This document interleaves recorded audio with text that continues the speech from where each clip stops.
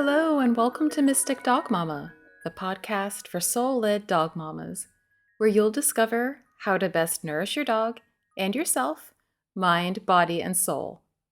I'm your host, Dr. Alexia Meller. Thanks for joining me today. I think you're really going to love this conversation. If you're anything like me, I'm sure you love taking every personality test under the sun, or diving into horoscopes, or other modalities that shed some light on who you are and what you're here for. I really do believe that any modality that is rooted in truth and love will take you to that place that we're all seeking, which is a better understanding of and connection to our deepest, truest self. Sometimes you gotta kiss a bunch of frogs or dip your toe in a bunch of modalities to find the ones that resonate with you and your personal journey. So, today I wanted to share with you a modality that I have found so much value in exploring because of the way that it's helped me come back into myself, and I'm hoping that you too might find it useful. And that is human design. Although I'm certainly not an expert, and human design can feel really complex at times, I specifically chose today's guest, Veronica Mezzetti-Draia, to introduce you to it because she is by far one of the most incredible presenters of human design that I've come across, and she makes it really understandable how you can easily and effectively apply it to your life.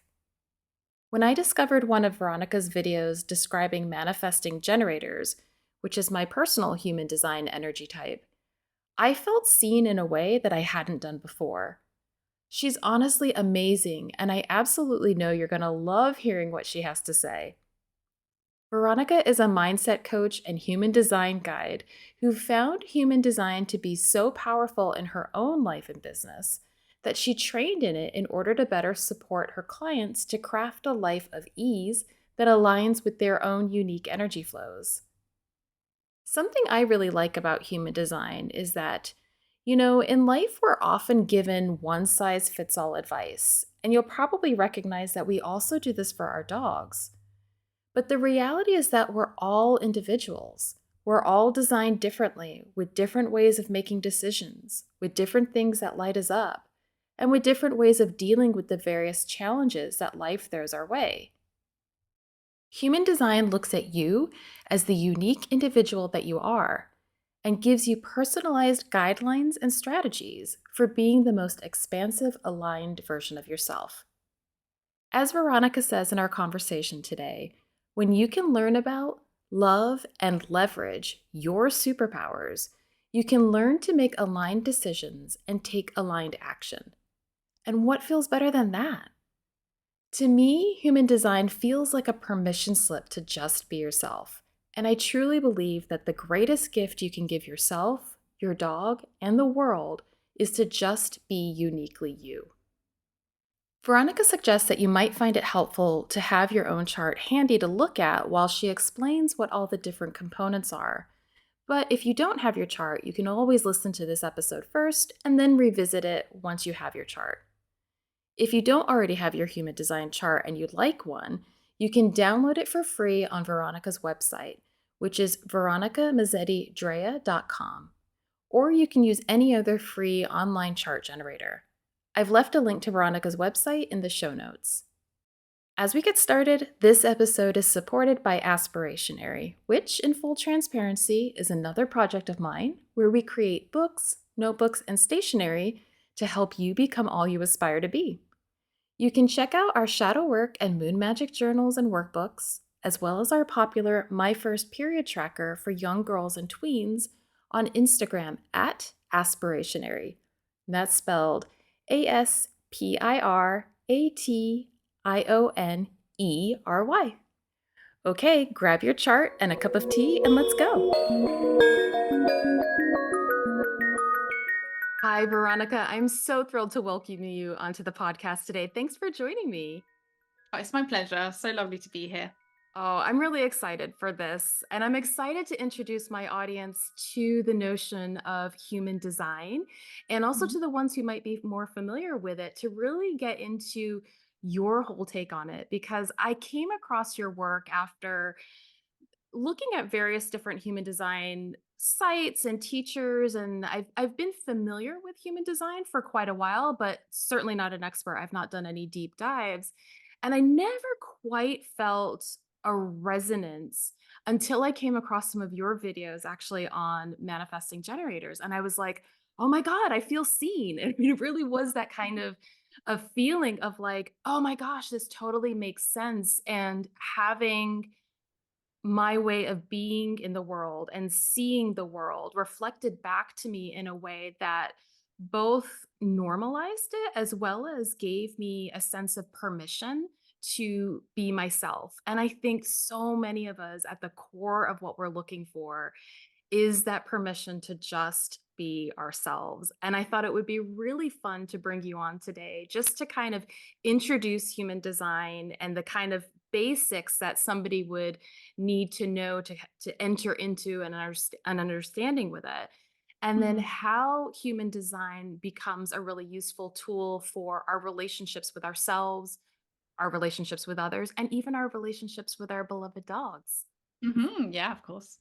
Yay. So I wondered if you wanted to start off talking a little bit about who you are, what human design is, and that how you came to it. Yeah. Okay. So let's set the scene. So my name is Veronica. I am primarily a mindset coach. I've been a mindset coach for about 15 years now. But I started 2023, so last year, really looking for something to help me navigate life and specifically business at the time in a way that actually felt good to me. At the start of the year, things were going really well for me professionally on a personal level, but I just felt like something was off and I couldn't put my finger on what that something was. I felt like I was making progress. I was doing all the things, I was doing all the quote unquote right things, but it just didn't feel easeful. And I just remember kind of consuming content online that spoke about this feeling of ease and flow and things just feeling enjoyable. And I couldn't quite resonate with it because even when I was seeing progress, particularly in my business, that was my main focus at the time, it felt slow. It felt um, difficult. I felt like I was wading through mud. Like it felt really, there was a lot of resistance for me. And all I could think was this, it can't be this difficult because I was doing what I loved. I love coaching. I love speaking to people. I love holding space for people. I love helping them achieve their version of success. But I think the way I was going about making that happen wasn't actually in alignment. At the time, I didn't even have that kind of language. I didn't know that what I was doing wasn't aligned to who I am at my core. And so I started looking online for something to help me. And it wasn't until I went to a networking event and someone mentioned human design. And at that point, I had no idea what human design was. And I will kind of add this to the mix. I'm a very logic minded person. I'm very practical. And I've never been into more kind of spiritual, esoteric practices. I've always been super open-minded. I find everything really interesting, but up until that point, I had never even explored anything that wasn't measurable and that I felt was really kind of practical. So anyway, I someone mentioned human design, and that day I remember going home, looking at what human design was. And if you're listening to this and you're new to human design yourself, I want to reassure you that the first time you look at human design, it can be really overwhelming because if you pull up your chart, and again, if you're new to human design, the way that you can pull up your chart is you need access to a chart generator. There's actually a free one on my website, but there's loads of free ones that you can just Google. And you will need your birth date, time, and location. And that information, once you enter into the generator, will show you a visual representation of how your energy is designed to flow, also known as your body chart, your body graph, or your human design chart. When you first look at a chart, you don't really know what you're looking at. There's a lot of numbers, a lot of shapes, a lot of colors and planets. And so it can be a little bit confusing. And I think we can kind of break that down later on in the podcast. But I looked at my chart. I wasn't really sure what I was looking at. So the first thing I did, as many people will do, is I went to Google, I went to YouTube, and I, through my chart, found out it was a projector. It meant nothing to me. So off I went, researching what is a projector human design. And I just remember the first time I actually watched a video or an explanation of what a projector was, that I felt so seen. I felt so exposed, but in a really comforting way, because it was the first time that I could almost see in writing the experience that I'd had for decades that I couldn't quite put into words. Things that I found challenging, things that came easy to me. It was all described to very specific detail, which is what I found really interesting, a little bit bizarre. And I just became fascinated with how accurate that description of my character was. So from that place, bearing in mind that, as I said earlier, around that time, I was really looking for something, but I didn't know what that something was. I felt like there was something missing, or there was something blocked in me. But again, I couldn't put my finger on what that was. And when I came across human design, it gave me this feeling of it being right, or being the right path for me to kind of delve deeper into, for me to understand myself and what it was that I needed to experience more flow and more ease in my life, more joy, more fulfillment. So once I found out it was a projector, I then decided to kind of start learning more about that. And it helped me so much that I knew straight away, or very soon, and now it makes sense because I'm a splenic projector. That means I make decisions really quickly, which again, I can go into later if you'd like me to. But it felt like the right thing for me to kind of delve into, and so much so that I knew I wanted to add this modality to the way that I work with my clients, because up until that point, my background is in psychology, my degree's in psychology. I've had a very kind of scientific angle in the way that I work with behavioral change. I'm an NLP practitioner, I'm a coach. So I had these other modalities and qualifications that I used, all to achieve the same result, which was to help people know themselves, like themselves, and achieve their version of success. I've always been very adamant around the idea that success is not universal. It looks different for everyone, right?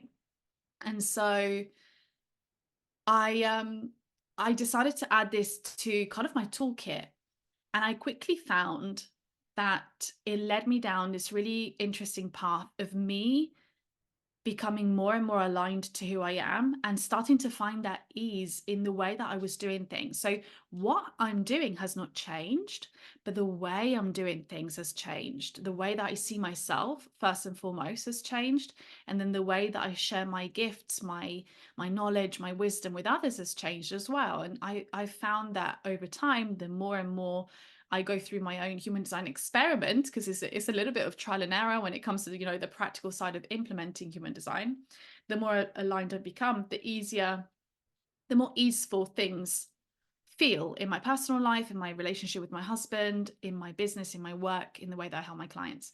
So I fell in love with it. I started to train as a human design reader. I started to do free human design readings for people, and the feedback was always the same. It was people feeling seen for the first time, feeling like they had this permission slip to be themselves. They felt safe to actually acknowledge some of the aspects of their character, or some of the desires that they had, or some of the challenges that they faced, that sometimes we don't feel comfortable sharing with people, with family and friends. And so that's how I kind of decided to pursue human design. And now I'm finding that people are coming to me more and more specifically for human design. I integrate it in my coaching, because the way that I like to work is, again, bearing in mind that I'm quite practically minded, I like to make human design, which in its essence is, I would say, partly science and partly a spiritual practice. But I like to make it simple to understand. I like to make it actionable, and I like to make it so that it's easy to implement, because I find that sometimes if you only kind of gather knowledge but you don't implement what you're learning, things don't change, right? And sometimes people can hide behind learning, and forget that they also need to follow that learning with action. And so the way that I particularly use human design, engage with human design, and then show human design through my work, with the content that I create and the way that I work with my clients, is I combine human design so that it provides a map or a platform through which people can understand. And then we look at how they can start to decondition from the limiting beliefs or kind of narratives that they've been holding on to from their programming in terms of their mindset and the way that they see themselves.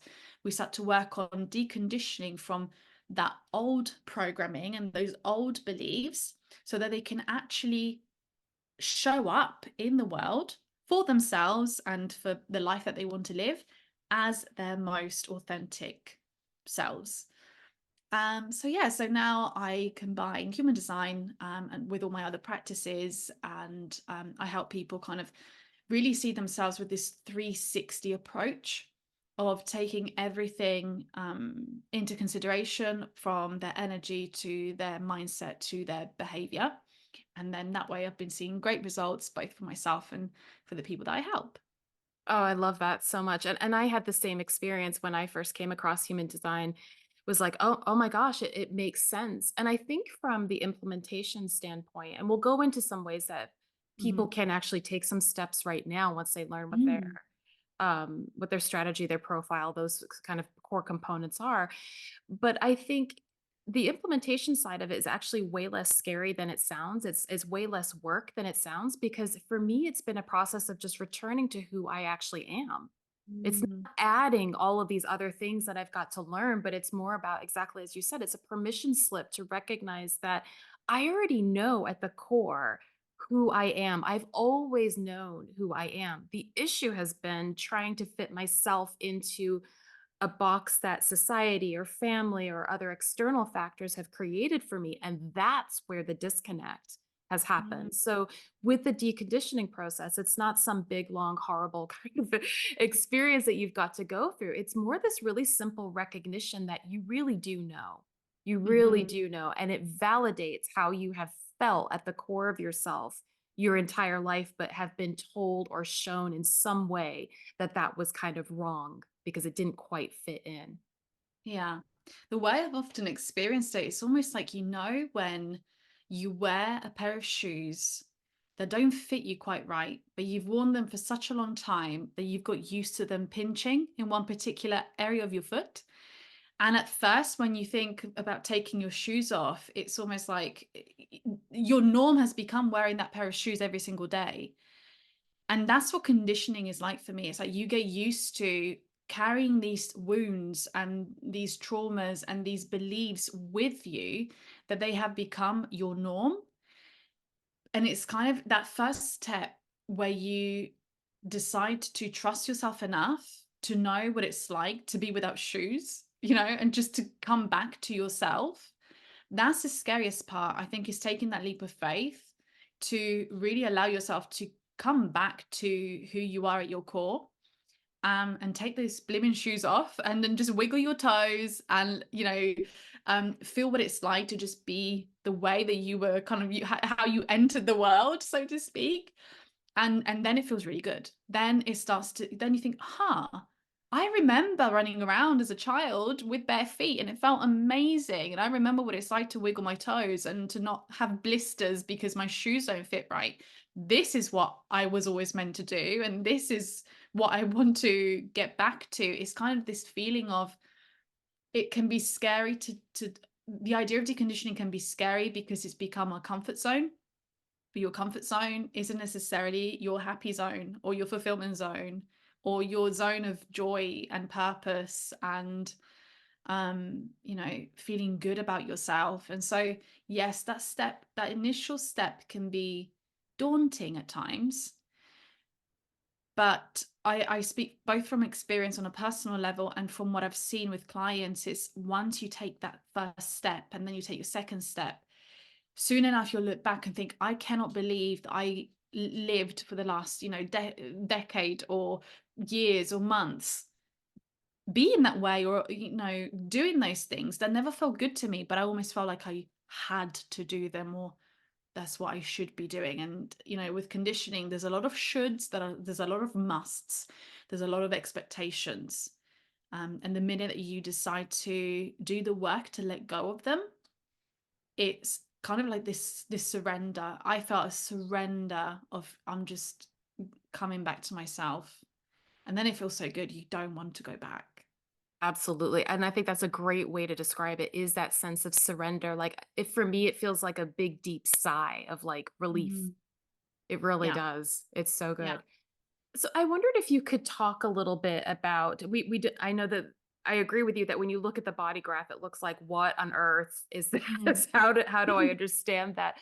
But I Mhm. think there are some core things that are probably easy for people to kind of enter into. Would you mind explaining a little bit about what the graph is actually showing you in terms of centers and flows? And what are the core things that somebody would need to know when they're first looking at their chart? So, from a visual perspective, when you look at your chart, you will see different shapes, and those are your energy centers. And starting from the top, there's a crown, and this is the energy center that that relates to your inspiration, your ideas, also your spirituality and kind of spiritual downloads. The second box is your ajna. This is your mind. It's also known as your mind, and this energy center relates to the way that you process information, your opinions, the way that um, you see the world, kind of your angle on things. Um, Coming down from the ajna, you've got your throat, and your throat is your energy center that correlates to the way that you communicate, but also the way that you manifest. And the way I often explain this is if you think about speech or communication, every time you are creating a sentence, you are turning energy into something that can be heard or shared with someone else. That is, in essence, manifesting. Manifesting is bringing something into this realm that didn't exist before, turning energy into something that can be shared or experienced. And so your throat is the energy center in human design that where we look at that kind of how you share your message or how you're designed to communicate and how you're designed to manifest. We then come down to the G center. And the G center is a center for your sense of identity, and also the way that you like to give and receive love, your sense of direction in life as well. We then have the heart center or the ego, and this is where we look at the way that you tend to find drive and motivation to achieve certain things. Then below the G center, you'll find your sacral. This is the energy center for life force, for getting things done. It's also the energy center where we look at things like sexuality or creation. It really is the life force in the many different ways that that can be described. On the two sides, so we've got, if you're looking at at the chart, on the left side, you will find the spleen. I find this energy center fascinating. Number one, because I'm a splenic projector, so that's the energy center that I use to make decisions, and I will touch on that later. But the spleen is really interesting to me because it's the oldest of the energy centers. And when I looked into it, it made a lot of sense because the spleen looks at your fears, it looks at your instincts, it looks at um, things like your intuition as well. And if you think about it, it makes sense that it's the oldest energy center because back in the day when we were just busy surviving, we didn't have time to sit down and reflect on how we felt that day or our opinions or our views on society. We were just there trying to survive. So we were very instinctual, much like animals. So I found that really interesting when I learned about the spleen.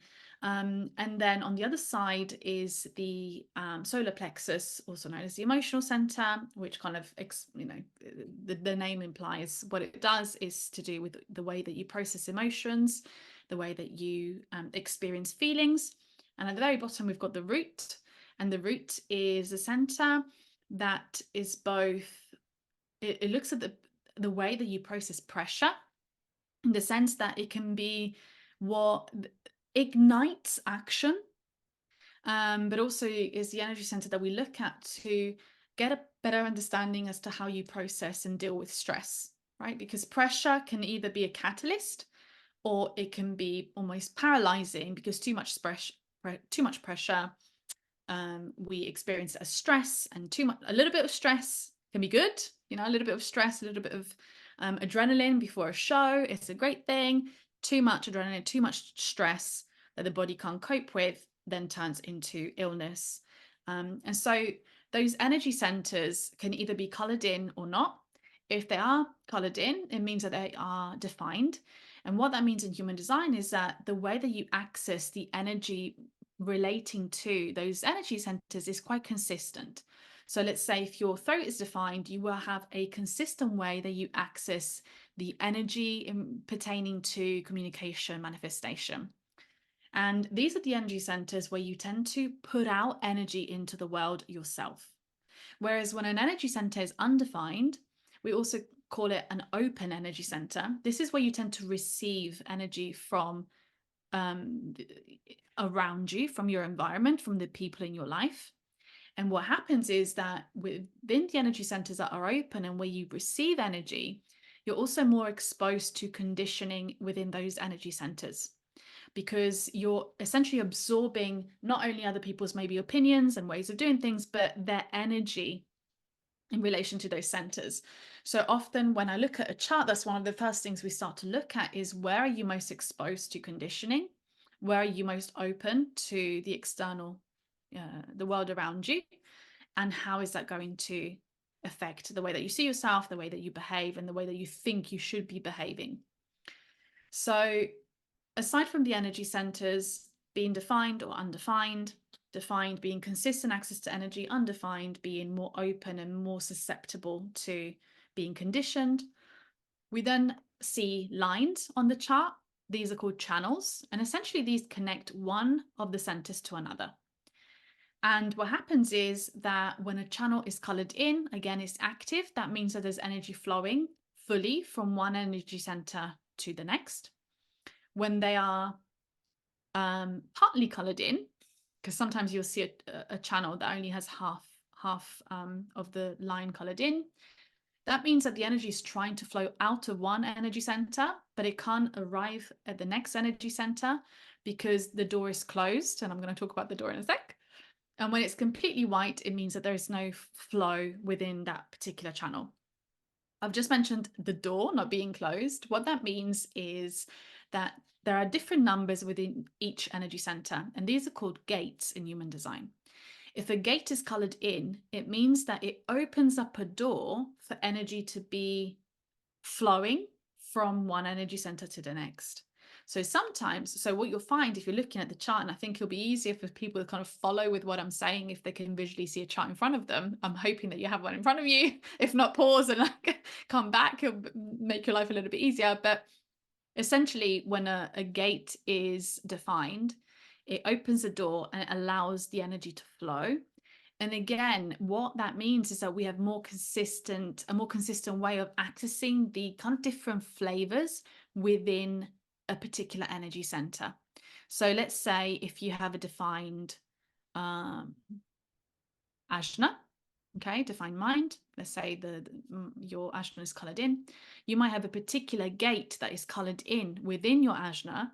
So not only you'll have a more consistent way of access of thinking, right? If you've got consistent energy within that center, it means that you have a more consistent way of looking at the world, or of you're holding opinions, but you can actually zoom in even further by looking at which gates you have active to get even more insights and even more information as to which aspect of the way that you think is the most consistent within that center. So I hope I haven't confused everybody, but this is to say that the way I personally view human design is in layers. So when you're first starting out, the first layer is just understanding your energy type. There are 5 energy types in human design, and this is really easy for you to find out because you don't even have to understand your chart. It will, all of the chart generators, especially if you use my one, I can guarantee that it will tell you what your energy type is. So you can be a manifester, a generator, a manifesting generator, a projector, or a reflector. You can be one of 5. I like to think of them as like the Power Rangers. They're all different colors, they all have different superpowers, they're all really cool in their own way. And for me, what I like, the way I love to think about it is if you just focus on being the most amazing Power Ranger you are, instead of feeling like you should be one of the other Power Rangers, then that's it. That's all you have to do in life. It's like just really learn about and love and leverage your own superpowers. And then you won't even want or need any of the other superpowers because you'll just be amazing and you'll be loving life in your own unique way. So that's the first layer, is understanding your energy type. And then as you understand your energy type, then you can start to kind of move ahead with the other layers. Then you can look at your authority, which is the way that you make decisions in human design. Once you know your authority, you can look at your profile. Once you know your profile, you can start to look at your channels. Once you know your channels, you can start to look at your gates. So it's almost like this pyramid of intensity or depth to which you can go within human design. There's even additional layers that you can go into, but I find that when you're first getting started, there is no need to even kind of get distracted with that level of information, because one of the most important things you can do is understand your energy type and start to align your energy type. Even when I do readings for people, I cover up until channels. I don't even go into gates for the foundational readings, because I always say if you take one thing away from this, is just learning to align to your energy type. There's no point you knowing all of the rest of the information if you don't at the very least start to adapt your behavior and the way that you live and the way that you think to align to your specific energy type. Even if you did nothing else, your life would absolutely change on the back of you aligning to your energy type. Oh, that was fantastic. That made, I mean, even without a chart in front of you, I think you can start to get a basic understanding of how this is all connected. That was such a fabulous description. And That's good. yeah, that was really helpful. And I echo that even if the only thing you know is your energy type, which I've often seen referred to as strategy as well on some of the charts or some of the descriptions of it, that opens up just a whole level of understanding that is so helpful. For example, that was actually the video that when I watched that you had done, which was on manifesting generators, which is my energy type, that alone was like, oh my gosh, I feel so seen and understood. And like you're saying, in terms of implementing, it wasn't even about me necessarily needing to take specific tips from that and putting it forward. What happened for me was an understanding of, this is how I naturally operate in the world. I've noticed that this is naturally how I have seen the world. That, for example, like I'm interested in multiple things at once and I like to follow those multiple things at once. And I had always been told, no, you need to focus on one thing and you need to know where it's Mm, going. And even though I try to do that, have tried to do that in my life, it's never really worked. And the moment I was like, oh, it's okay. In fact, it's more than okay. It's what I'm supposed to do, is follow all of these things. And even just using that one thing as a guide has mhm. been incredibly helpful. So I think even just at a very core basic level, knowing just the bare minimum will absolutely open up your world and make you feel so much more at home in your own skin. Definitely.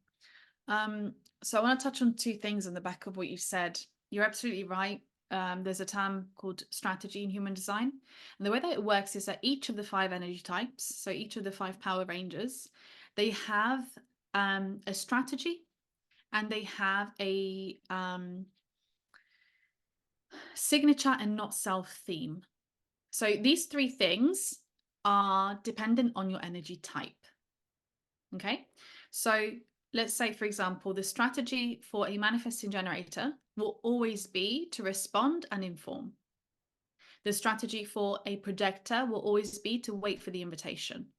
The strategy for a manifestor will always be to initiate and inform. The strategy for a generator will always be to respond. And the strategy for a reflector, and reflectors are super rare. So if by any chance anyone listening to this podcast is a reflector, please come and find me. I would love to talk to you. Because reflectors are kind of around 1% of the population. They're super rare. And the strategy for a reflector is to wait for a lunar cycle, or to wait for around 28 days wherever possible before making like big life decisions. Of course, it's not possible to do that all the time, but that's the most aligned way of making decisions. So each energy type will have its own strategy. And essentially, your strategy is the way for you to use your energy in the most easeful and effective way. Now, each energy type also has a signature and a not self theme. These are just fancy names to say your signature is just a sign that you're in alignment. Okay, that is how you know that you're being true to yourself. For example, the signature for a manifesting generator is freedom. If a manifesting generator feels freedom, freedom to be, freedom to do, freedom to change their mind, they are in alignment. They will just feel like, this is what life is meant to be like. I'm free to do what I want, when I want, as I please. There's almost no better feeling. The not self theme, on the other hand, is your signal that you're not in alignment.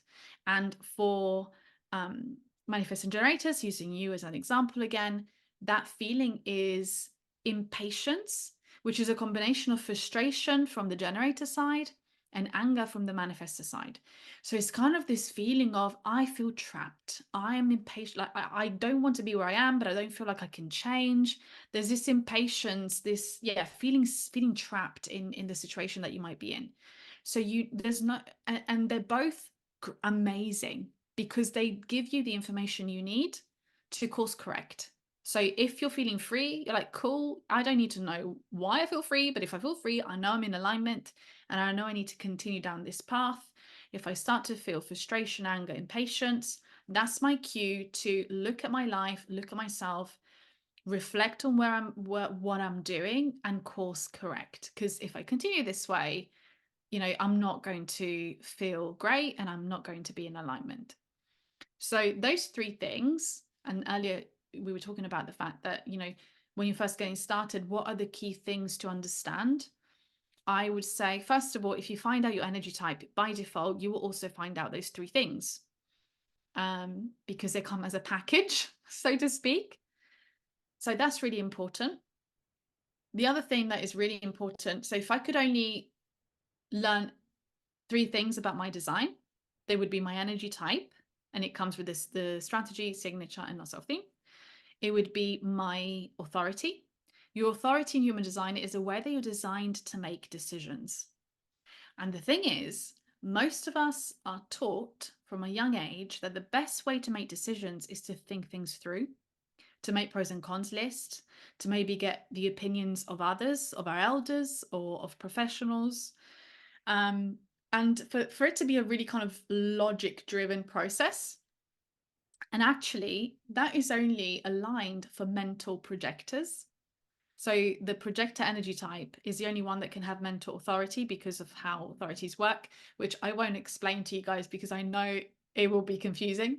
But all you need to know is that for someone with mental authority, yes, it's good for them to process information to make decisions and to really give themselves the space to look at things, reflect on things, maybe have someone that they can speak to like as a sounding board.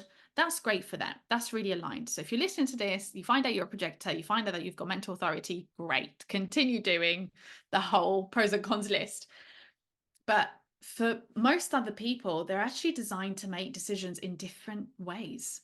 So the most popular authority, not popular, but the most common authority is emotional authority. And this is for people to really connect to the way that they feel about certain things. Your feelings will tell you a lot. And if you have emotional authority, it's really important for you to be cool, calm, and collected before you make decisions. What you don't want to do is make decisions when you're feeling really high or really low, because those highs and lows might actually, I often describe them in readings as fog. They might take away the clarity of what it is you truly want. So that's something that's really important to know for anyone that has emotional authority. But the other authorities, I'll just run through them quickly, is sacral authority. And sacral authority is really common in generators and manifesting generators. Even when generators and manifesting generators don't have pure sacral authority, they have emotional authority. Their sacral is still so, so important. So when we're talking about the sacral, what we're talking about in simple terms is your gut. And it's interesting because, again, when people discover human design for the first time and we start talking about the gut and having a gut instinct, they will often say, oh my God, I've often have said that, I really need to follow my gut when I'm making decisions, but it never felt like it was, an acceptable way to decide on big things. And actually, I'm here to tell you that yes, it is. Yes, it is. Your gut tells you everything you need to know.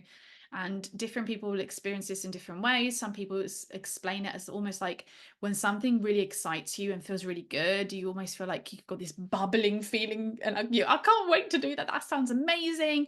And equally, if something doesn't feel right to you, it'll be kind of this shrinking feeling, this drop in your stomach. Some people describe it as almost like this push and pull. So when you feel like something is right for you, you kind of almost feel like this push towards it. When it's not, you might feel this pull away. It's really important for you to understand, if you've got sacral authority, how it shows up for you. But it's even more important to understand that it is talking to you and you need to learn to listen to it. Then we have, I won't go through all the authorities because there's quite a few, but what I will say is find out your authority and then go and do some research to understand what that actually means. And I think my YouTube channel is quite helpful for that, because I'm slowly building up a library to describe each of these things. So people can literally go and find splenic authority, sacral authority, and it makes your life easier. But it's important for you to understand how to make decisions, because often the point at which you're making a decision precedes your action and behavior. Right? And so if you can learn to make aligned decisions, you're making your life so much easier when it comes to taking aligned action, because you're focusing that action, that energy towards the right things to begin with. I think one of the challenges that we face as a society, as a collective of people, is that we're not taught to make aligned decisions. And so what we spend most of our lives doing is trying to undo the decisions that we have made. And this begins when you're at school and you're trying to figure out what to do with your life, and you're just a child and you're needing to pick what you want to study. And then what you study determines kind of the courses and jobs you can apply to. And then the jobs and courses you apply to determines the career that you can have. And you're really having to make those decisions so early on when you don't know who you are, because we're not taught to learn about who we are. We are just taught how we should behave in most cases. I don't want to generalize. That it's, this is really important to me, is if you can learn how to make aligned decisions, you're cutting your work by half, if not more, because it means that you'll take less and less unaligned action. So second thing is authority. And third thing is your profile. I find profile really underestimated. Finding out my profile was a game changer for me, especially in my business. Because your profile basically gives you insights into how you see yourself and how other people perceive you. So your profile will always be represented with a number. It's actually a fractional number. So it will be a 2-5, a 1-3, a 6-2, 6-3, sorry. So what that tells you is the first number is your conscious number. This is a way that you tend to see yourself. And this is what is often your comfort zone, right? What you kind of naturally gravitate towards. Your second number is what you put out, is the kind of energy that you project and how others perceive you. This is also known as your design number or your unconscious number. And often other people will kind of resonate with your second number more than you might, because often we don't know how others perceive us. We project the way that we perceive ourselves and just think that that's how other people see us. So I'll use myself as an example. My profile is a 2-5. It's called the Hermit Heretic. And these two numbers come together to create the profile of the Reluctant Hero. Now, what's cool to understand is that each number, it's called a line in human design. So each line has its own characteristics. It has its own flavor. It brings its own energy. And then when these two energies come together, they kind of mix with each other to create the profile. In the profile, think of it as this kind of archetype, like that can give you overall information about your character. So the 2 for me is my internal number, is the Hermit. I 100% resonate with that. And when I first discovered my profile, I was like, oh my God, that's why. I need a lot of alone time. I like to be in my cave and I like to work on my things. The Hermit is also someone who is naturally gifted at certain things. So they can do things without really knowing how they can do them, but they just can. And so there's definitely this aspect of me and my character that needs that introspection. I need that time alone. But then the 5 is a kind of number that is the hero. It's here to kind of save the day energy, right? People look to you for guidance. People want to be helped by you. Now, understanding those two sides to me was really liberating. And I find that people often experience this when they understand their profile as well, because what happens is you can often feel like with your profile that you're being pulled in two different directions. Am I the person that likes to be at home on her own, working on things like a hermit in a little cave and not seeing anyone? Or am I the person that wants to be in a group, saving the day, helping people? And the truth is, I am both. And whoever's listening to this, whatever your profile is, you are both, is two sides of the same coin. And so with profile, it's really about acceptance, and acceptance brings harmony between those two sides to you, right? You don't have to choose one or the other. You are both. It's about knowing when to leverage one, when to leverage the other, and how to get them collaborating, because that's what they're designed to do. They're designed to balance each other out. They're designed to collaborate. And that was a game changer, like I said, specifically in my business, because I restructured my entire business strategy, my entire marketing strategy using my profile, and the results have been incredible. Wow. Yeah. So what did that look like in practice for you doing that restructuring around your profile? What are some simple things that you did that you found effective? Yeah. So up until last year, I was using Instagram as my main marketing platform, because that's what I was seeing everyone else do in my niche and in the coaching sphere, so to speak. And that's what I felt like I had to do. I felt like I had to show up every single day on stories or be posting stuff every single day. I tried dancing on reels. It didn't go very well. I tried, yes, being on stories, selling on stories, which again, the selling for me as a projector, waiting for the invitation is my strategy. And that kind of selling really didn't work for me. I did not enjoy it. I would get results, but they didn't feel good and they didn't feel sustainable. So, but that was more to do with my strategy, which I can talk about as well. Like, what changes did I make? Not finding out that I'm a projector, but in particular with my profile, YouTube is the reason. My profile is the reason I have been focusing on YouTube, because what I do is, when again, being a projector, my energy is very up and down. So I have certain days where I am a hermit and I don't want to speak to anybody and I don't want to do my makeup. I want to be in my, comfy clothes and just like doing research or creating courses, creating resources. And that's my time to be a hermit. And then I have these, days where, and I can actually be a hermit whilst filming YouTube videos, because I do it in my home, in my own time, when I feel like it. I can take breaks in between, so that works really well for me. And I can focus my energy, because being a projector, focusing is a good tip for me. It's not for example, manifesting generators, which is the whole issue, is that we are often given one size fits all advice. And that's just not the way that we are made. We're all so different. And so the advice that is accurate for one person will be different from another, but that's like a whole other topic.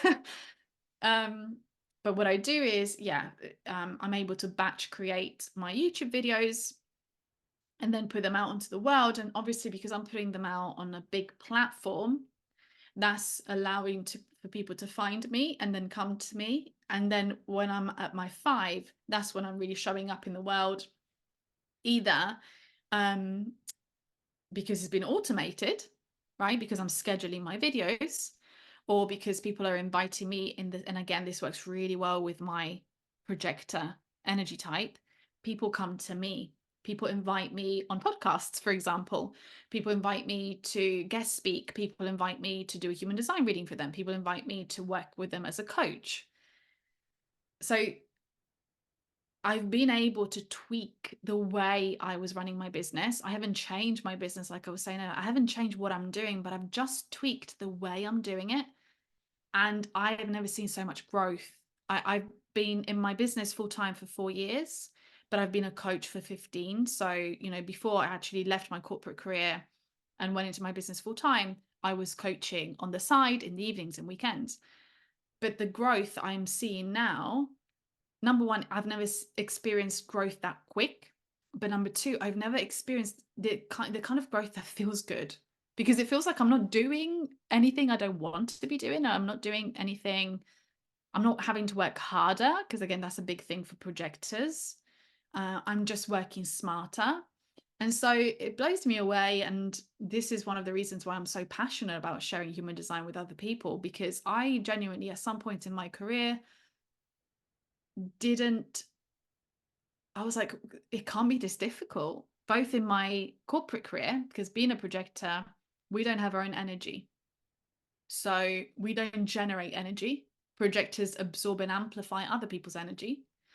So there's a couple of challenges with that for any projectors listening. I actually posted a video on projectors yesterday, but on YouTube. And I was talking about this. One of the challenges for projectors at work is that we try to keep up with generators and manifesting generators. You guys have a lot of energy. And for you guys, sometimes the problem is not having enough to expend that energy. And then you've got too much energy. And then that makes you kind of like a little bit, I don't know what to do with myself. You need to go to bed exhausted, and like good exhausted. Like, I've been doing things I love all day, and yay, like I can't wait to sleep and wake up tomorrow and do it all again. For projectors, because we don't have our own kind of rechargeable batteries like you guys do, we burn out. So if we try and keep up with you, we burn out. And growing up, I'm one of 4 kids, and I was the only projector in my family. So my parents are generators. 2 of my brothers are manifesting generators. My sister's a generator. So I, for 20, nearly 30 years of my life, I felt like there was something wrong with me, because I needed more rest, because I would burn out really quickly, and all of that stuff. So I think this is really important for projectors listening, but also for the other energy types.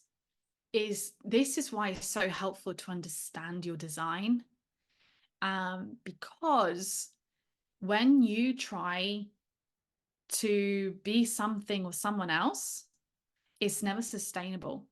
It's like saying to a manifesting generator, you need to focus, because for projectors, it's great to focus our energy, because we're all about quality over quantity. If we do too many things, we will spread out ourselves too thin and we will burn out. But for a manifesting generator, focusing feels counterproductive and it doesn't feel fulfilling. You guys need to be playing with different things. You're the jugglers. You need to juggle. You need to have different balls to play with. You need your fingers in many pies. That's what makes you, that's what energizes you. As long as all the balls you're playing with you really want to play with, you can juggle as many as you like. But for a projector, it's not the same. Manifestors are different as well, reflectors. So this is why, like I said earlier, we are all our own different power ranges. When it comes to our energy type, which is the most basic thing, of course, then you also then consider the other puzzle pieces, because you could be a manifester with emotional authority, or you could be a manifester with splenic authority. You could be a generator with emotional authority, or you could be a generator with sacral authority. So that's the second puzzle piece. And then you could be, a manifester with emotional authority and a 1-3 profile, or you could be a manifester with emotional authority and a 2-5 profile. So that's when I was describing the layers, right? You start to go deeper and deeper into your design, and you can discover more and more details. But at the very least, your energy type. I'll come back to Yes. that time and time again. Oh, I agree. That is just so helpful to hear it put together like that and to understand that it is about creating this. We were talking before we started recording about creating this kind of tapestry, both for yourself, but also recognizing that you showing up as your best self is you contributing to the overall tapestry of humanity, of consciousness. Like we are all here to play our particular roles and embody our particular roles. And I think in knowing your own profile, your own energy type, your own strategies, your own authorities, it also helps you to be so much more understanding and compassionate for others Absolutely. and Yeah. recognizing where you've been put into a box and told how you need to be. Where are we also doing that to other people consciously or unconsciously, expecting that they should see the world or behave in the same way that we do? And, even sneaking in the whole dog thing in there, where I feel like that's been a big teaching lesson and tool for me as well, with looking at how am I doing that to Lucky in terms of what am I expecting him to be, and how I'm engaging with him in the world. And just it all comes together in such a nice way that, again, as we said at the very beginning, it brings you back to who you are and really honoring who you are. And we were saying right before we started recording that that is purpose. That's your Hmm. purpose, guys, is being you. Hmm. It's nothing more than that. We are taught that it's some big gigantic thing. It's world peace, it's saving the dolphins, it's whatever. And those things are great, and they can be actions that you're taking as a result of your purpose. But your true purpose is just showing up as you are, loving yourself, and as you love yourself, you're able to love others and hold space for them to love themselves too. Yeah. I love that you brought that up, because that's actually one of the biggest gifts it has given me as well, is I've become so much more compassionate and patient towards others. Specifically, I will add towards family and friends, because as someone in my profession, I've developed the skill of being very open-minded, but very non-judgmental, and very compassionate towards clients. But sometimes that's more difficult to achieve with family and friends, because there are so many situations, memories, patterns that play out. And I actually find that those relationships are the hardest to rewire. But understanding my profile, and then understanding my husband's profile, he's also a projector, understanding his authority, the way that he likes to make decisions. As an example, I'm a projector, I've got splenic authority. That means I make decisions really quick in the moment. Whereas my husband has G center authority, which is the kind of authority where it's really helpful for them to talk things through with someone. And it's not to get their opinion or approval, it's more so they can hear themselves speaking. And through that process, they get a sense of direction of what they want to do. And so learning those two simple things, and today's Valentine's Day when we're recording this, I actually think one of the biggest gifts you can give your partner is to understand their design, because we have started to be really mindful and patient with each other's designs. And it has improved our relationship. Again, with my mum as well. I know her design, she knows mine. And taking a different example, my mum has a defined mind and a defined throat, and one particular channel, which means that everything she thinks, she speaks. So I've always struggled growing up with my mum because as a projector, I'm the listener, I'm the guide, I'm the wise one, I'm, the one that really takes in the information and holds space. And what can happen in that dynamic when you're not aware of why it's happening and, the consequences is that you can often feel maybe overlooked, or you can feel like one person is taking up more space than another, which in a family dynamic, in a in parenting, that can cause its own challenges. Now I understand that that is a way my mum's energy is designed to flow. She thinks something and she struggles. She's been trying, since I explained her design to you and she's understood it more. She's like, oh, I know. It's sometimes I feel like I just don't even realize that it's coming out of my mouth until it comes out of my mouth. But it's really beautiful to see because it's made me more patient of it. And when she's doing it, I'm kind of, I'm not attaching a narrative to what she's doing. I'm not making it about me and not being listened to, or considered. I am able to just acknowledge the fact that her energy is just flowing from mind to mouth, but also it's made her more aware of what she's doing and how that aspect of her design impacts people around her. So she's also, trying to catch herself and trying to, sometimes she'll go to say something and she'll go, oh no, I'll wait until you're finished.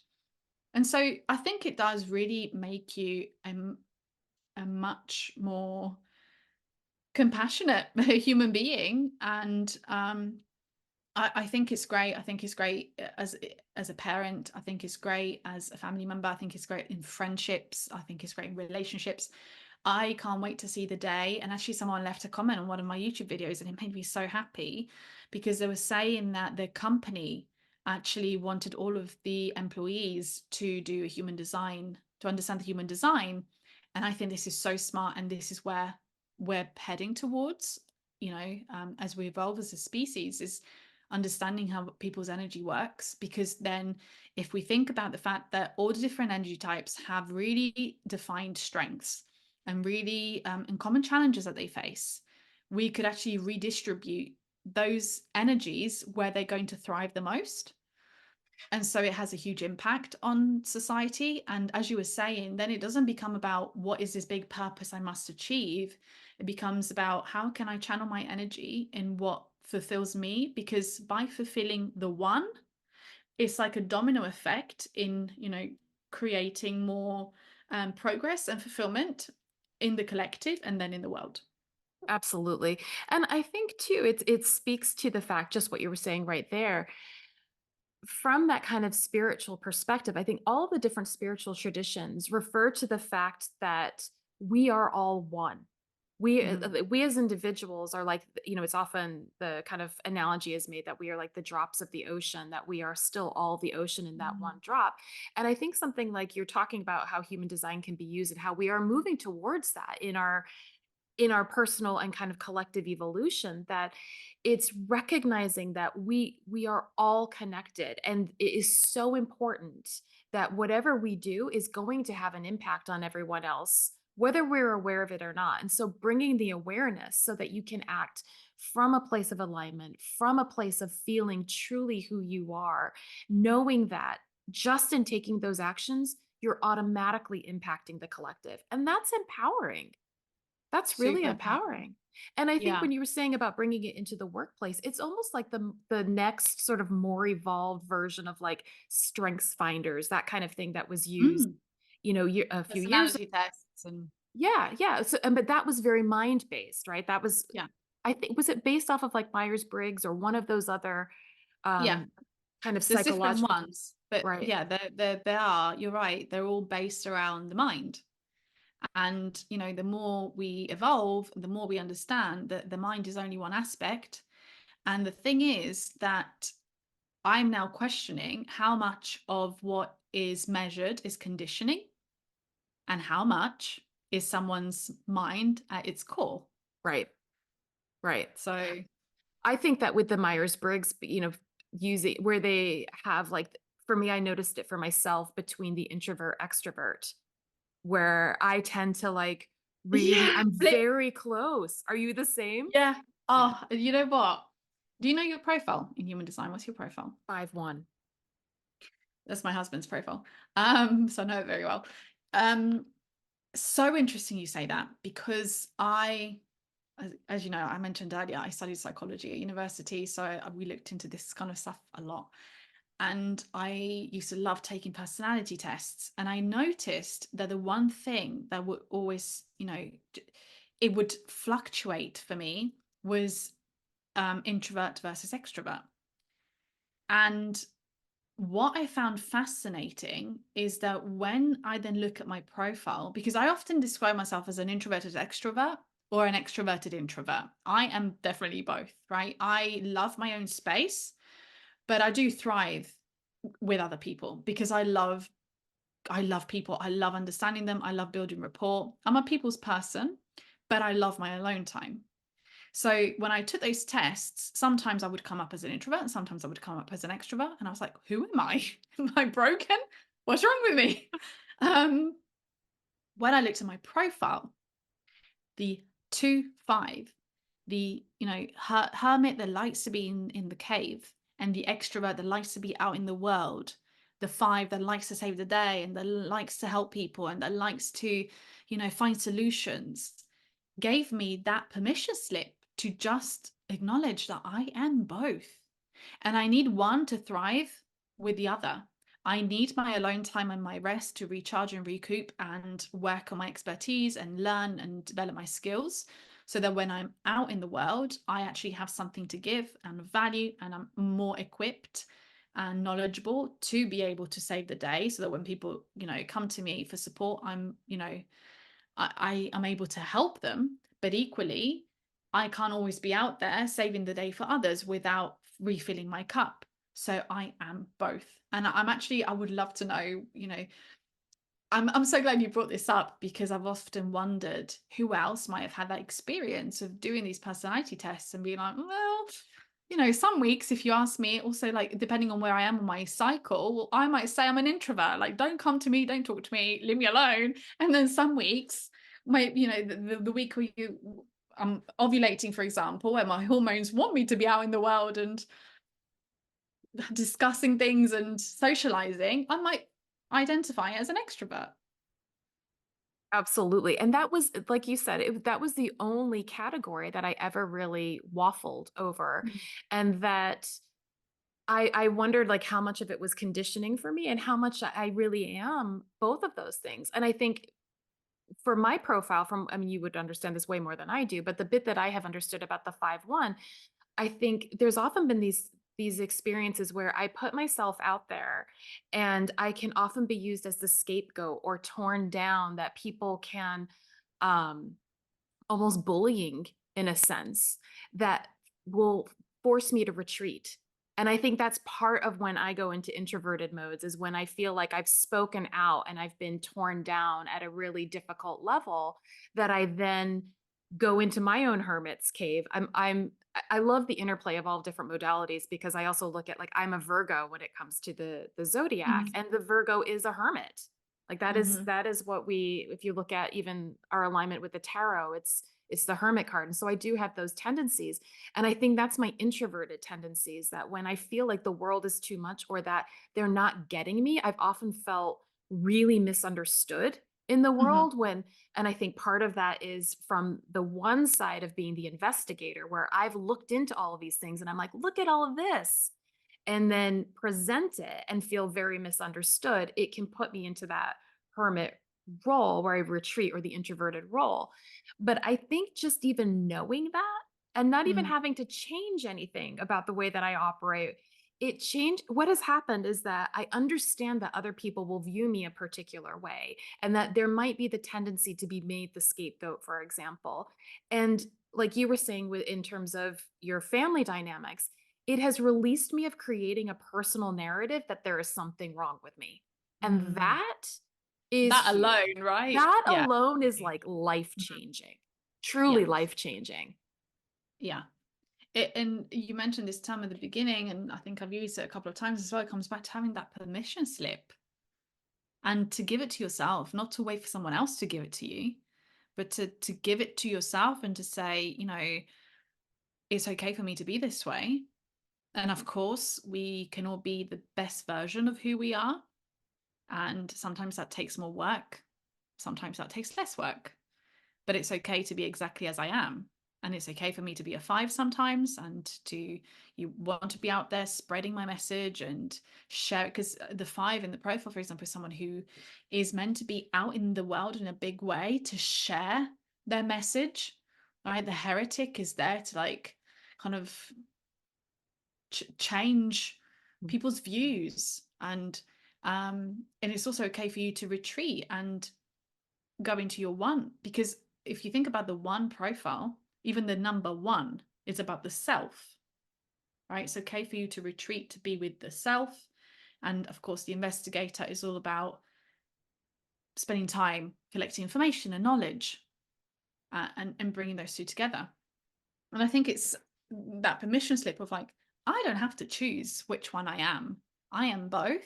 Yeah. And I might be both at different times. And it's okay. And there doesn't have to be this big narrative around it.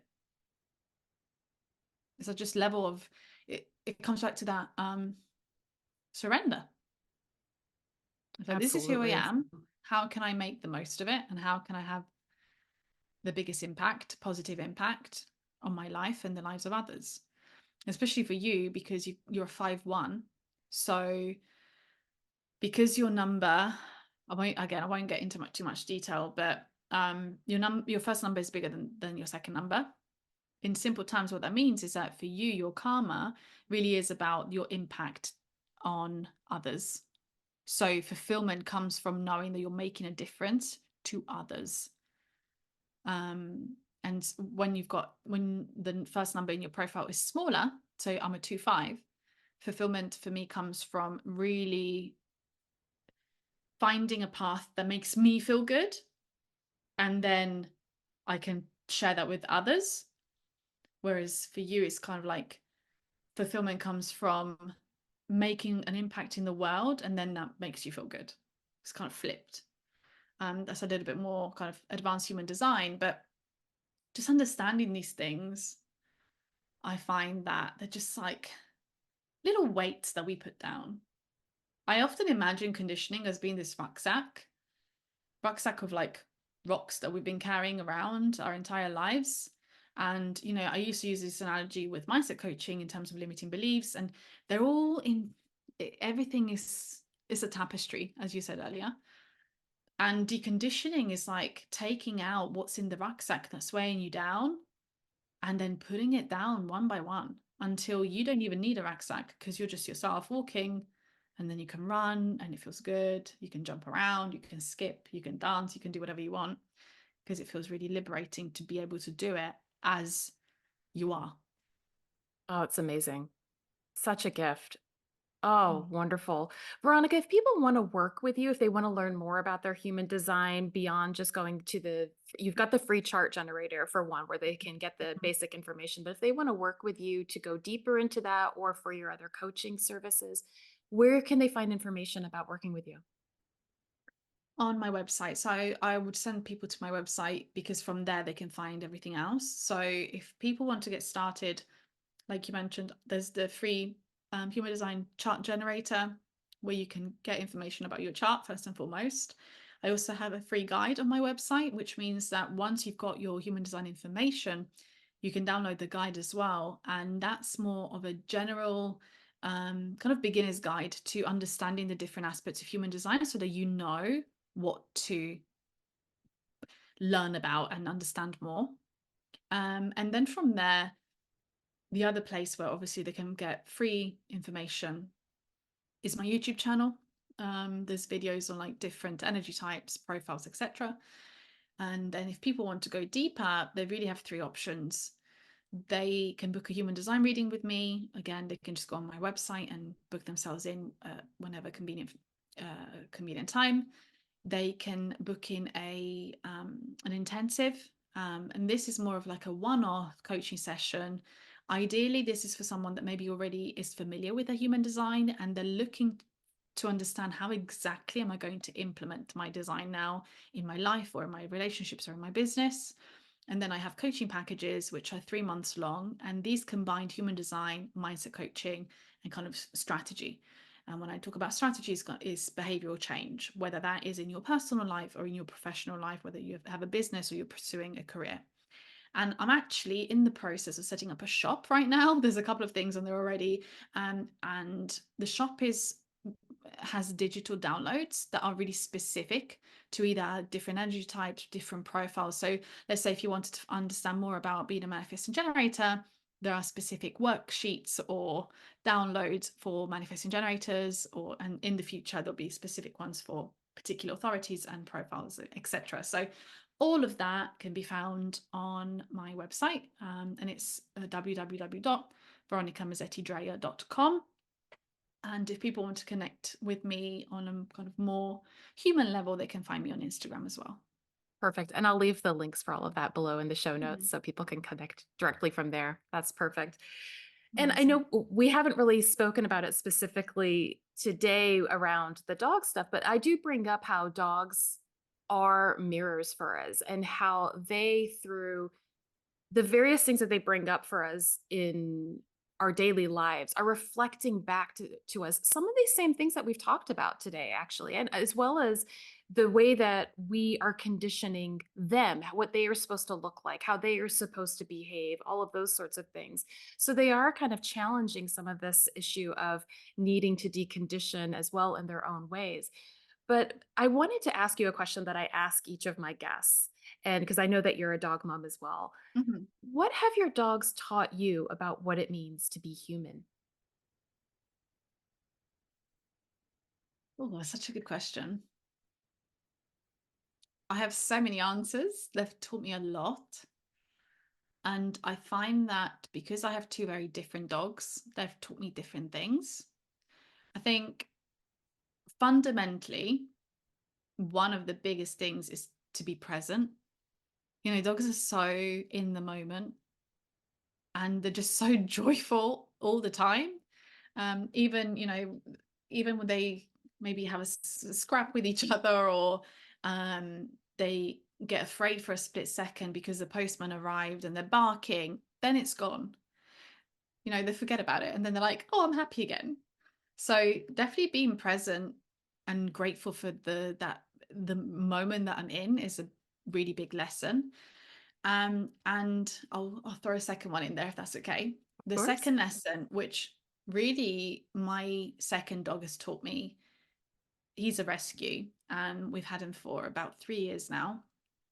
But he has quite a few behavioral kind of reactivity issues. And actually, this conversation has made me realize this is he has really taught me to take the pressure of expectations. Because I think before we got him, I had an idea of what life would look like with two dogs. My first dog, we got him as a puppy. He's pretty chilled. You can take him anywhere. We didn't really have to think, or try as hard to have an enjoyable, easeful lifestyle with him. So I think when we got Monty, who is the rescue, I had this kind of vision and idea of what life would look like, of us going to the park and for it to be really fun and me throwing the ball around and going to the coffee shops and enjoying, days out with both of them. And I think initially it was kind of like mourning the expectation that I had of what life was going to look like with both of them.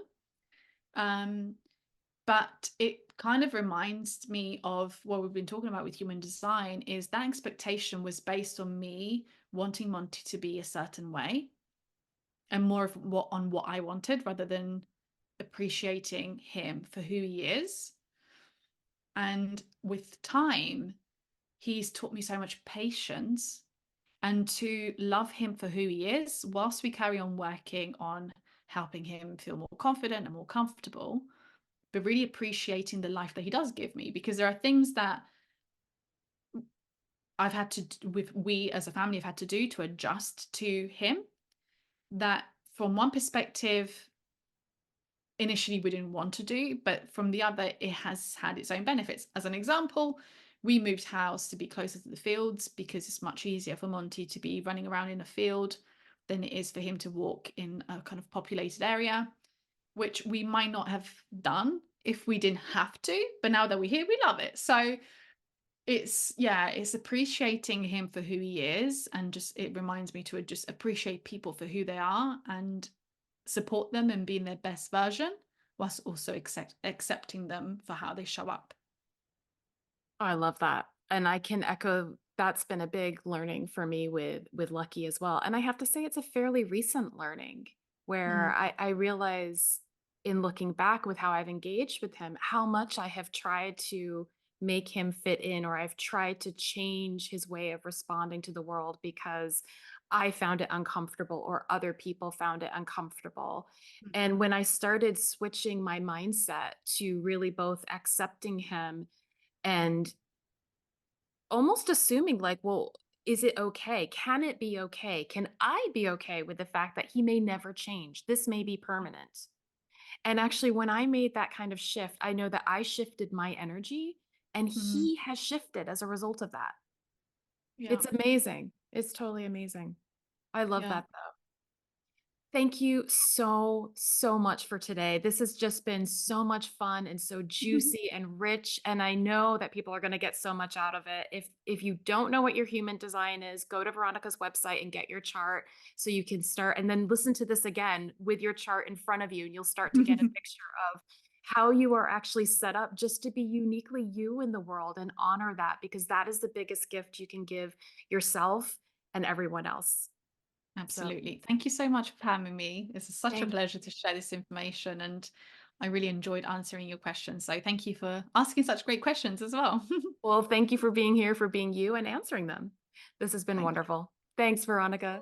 Thank you. Thank you for listening to today's episode with coach and human design expert Veronica Mezzetti-Draia. I'd love to hear what your energy type is. Send me a DM on Instagram at Mystic Dog Mama and let me know. And like Veronica mentioned, if you happen to discover that you're a reflector, she'd love to hear from you. You can connect with her on Instagram at Veronica Mezzetti-Draia. I've left the link in the show notes. If you'd like to learn more about Veronica's coaching and her human design services, or again, if you'd like to download your free human design chart, just visit her website, veronicamezzetti-draia.com. You can also check out her super helpful human design videos on her YouTube channel. I've left this link in the show notes as well. And finally, if you enjoyed this episode, please consider liking, subscribing, rating, and reviewing the podcast. It really helps so much, and it makes it easier for other Mystic Dog Mamas and Papas to find the podcast. Okay, until next time.